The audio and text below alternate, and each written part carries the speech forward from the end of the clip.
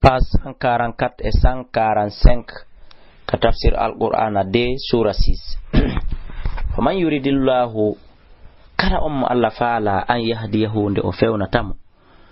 kudum Allah adato mo wadande yashra o yanya sadra berne makko lil islam wonande islam o waman yurid kala Allah faala an yudillahu nde o majjintamo yalla dando en yajal kanko Allah wadayn sadra bernde on teginden dajigan har ko bittunde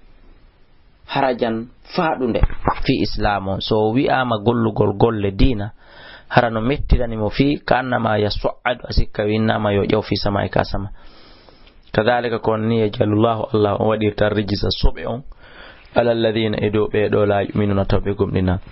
wa hada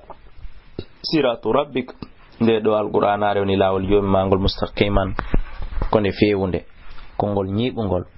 kad fassalna al-ayati gum dimen fensiti ayaje de le komin wonande be yadhakkaruna ben wajito lam nodan be daru salami dalle galle kisiya inda rabbim nako kajo mabbe wa huwa waliyuhum ko kanko le woni gido mabbe on bima kanu sabu kanko be lati amaluna be golla wa yawma yahshuruhum nyande kanko Allah umubo be jami'an be den dangal odala ya ma'sharal jinni kono e dental jinnaji kad istaktartum gum dion duddini dey minal insi imorde be yimbe majjingolbe bewingolbe wa qala awliya'uhum weldi be jinnaji dim jaabo minal insi imorde ka yimbe rabbana jomi amen wonadi jinnaji majjini men ko woni istamta'a dakmiti ba'dna yoka emen bi ba'din sabu yoga wa balagna ha men yottiki ajalana elaji amen alladhi den ajjaltalana de lajinan damen men rewalima men hulalima men doftakima qala alla dala wagasi bay onon tigon irritike annar ako yite ngem matwa kon werde monde khalidina ko luttobe fi anderton illa ma sha Allah sona embere ngengel Allah yidi inna rabbaka najuma hakimun ko nyenyudo e nyaawara makko ne alimun andudo wa kadhalika ko nin walli men fewtiniri ba'da zalimina yoga e tonyo bem ba'dan yoga bima kanu sabu ko welati ko yaksibuna be fakkito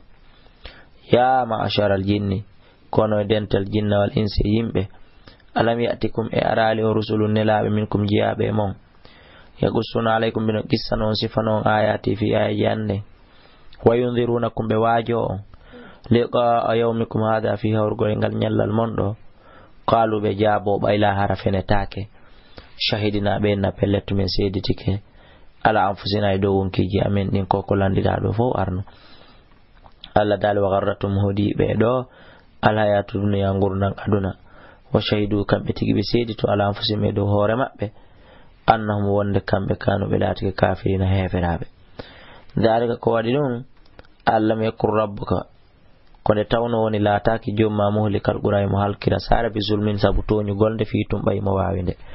wa halu atayime mayre wafiluna ko be welsindibe wadgol ko boni zame dum walali wali kullin no wadani kala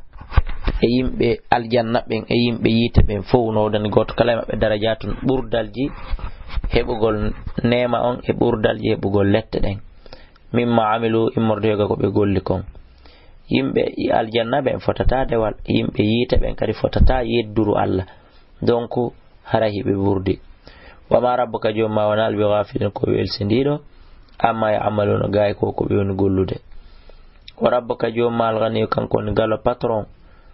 dhur rahma jomirado yurmende in yasha asimu idi yudhibkum onabay on wa yastakhlif uluntina min ba'dikum ba modo ma sha wa mbidi kama anshaakum wa notagir on min dhurriyyati qaumin immorde jurriya yimbe akharina wobego innama tuwaduna ande ko fota donkon la atin dum ko aray dum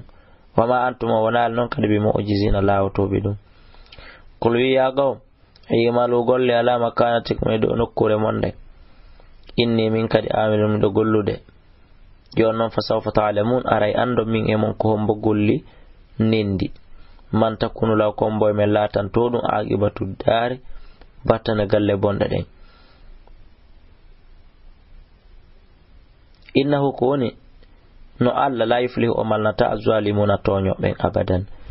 wajhalu bedari wadani lillahi alla mimma dara immorde konko tagi konko rimi min al harti immorde ngesele wal aname ne moradi بيد الله دون نصيبا جبل فقال بين هذا أي إلى كيتلي دا هب إكين تيدا لله قال جي بزعم كفين قول مأبه كأجا قول مأبه باي gogo Allah ne laabe dum didi kadi be gollitirta koko be no wolde do wada dum da ila ka kurahida hebi ka fetere da haka jolun da le shurakaina ko fi ka fi diddi menni jonnon qur'ani wi fa makana kala ko latani nayon wadu mimon ittintin dum so na on tardai kafirugol so wi fa makana lataki on hetto ta yeso fa makana mimon ko mimu tasbit mimu tabintindo kala ko lati ni shuraka mi kafi di mabbe di kala ko tawata ko din don ittana ko din je fala yasilu dum don hewtata mukramuna ila Allah fa de gebal Allah ngal wama kana kon ko lati non latani lillahi Allah fa wadun don kanyu yasilu ya hewta ila shuraka fa de kafi di mabbe di bi mana gebal Allah ngal kanyu welsi ndete yollito e gebal sanamuji din amma gebal sanamuji din dum don no ayna hay abbere yata yollito yo e gebal Allah ngal on yi dum do ko bi za'ami ka kafeno gol mabbe ka sa abuni ma yahkumuna ko be do nyaawde wakadhalika kon ni zayyana cudirani li kathirin ko buri durude min al mushrikina e modde shirko ben ko ni di cudirani be gatal awladin wargol bibbe mabbe ben shuraka kafidi mabbe den bi mana ko ni cudirani hefera ben wargol mabbe shirko ben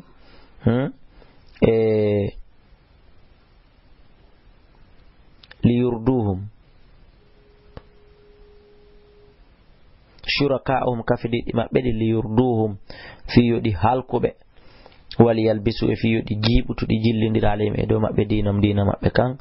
walaw sha Allah no yiduno ma faaluhu